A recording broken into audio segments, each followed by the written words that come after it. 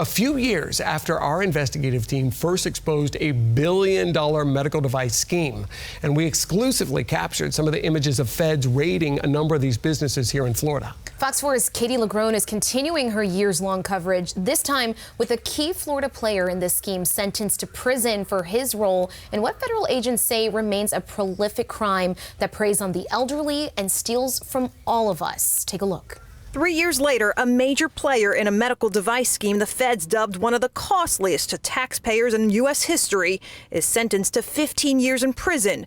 Significant in the world of healthcare fraud in Florida. During his hearing, 53-year-old Patsy Joseph Chuglia of Broward County offered remorse, telling a federal judge he was deeply sorry and selfish when he committed his crimes. But the convicted felon, whose criminal history includes healthcare fraud, will now pay a healthy price for yet another one.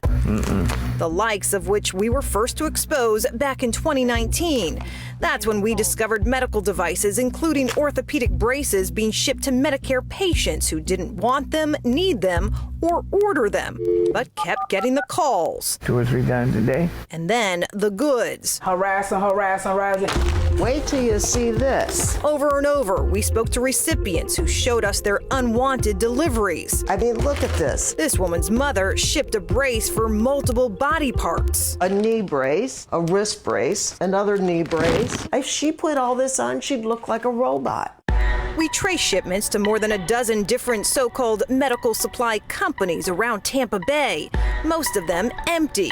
In this one St. Pete office building, we found 9 medical device companies before the feds raided them as part of a nationwide crackdown dubbed Operation Brace Yourself. The feds say they were all fronts to a multi-million-dollar scheme using telemarketers and telemedicine to bribe doctors, exploit the elderly, and steal from taxpayers who ultimately foot the bill. This scheme is an old scheme. What we saw in 2019 was just another iteration of a classic fraud scheme. That continues to this day, and Florida remains fertile ground. These defendants, much like anybody else involved in financial fraud, are motivated by greed. And these guys were greedy to the nth degree. Which brings us back to Patsy Chuglia, who the feds say between 2018 and 2020 orchestrated his own elaborate brace scheme using a telemarketing company he owned and several turnkey medical supply companies he bought from this woman. The feds say his network bribed doctors to sign off on unnecessary medical braces for Medicare recipients, all so he and his conspirators could get rich on the taxpayer's dime,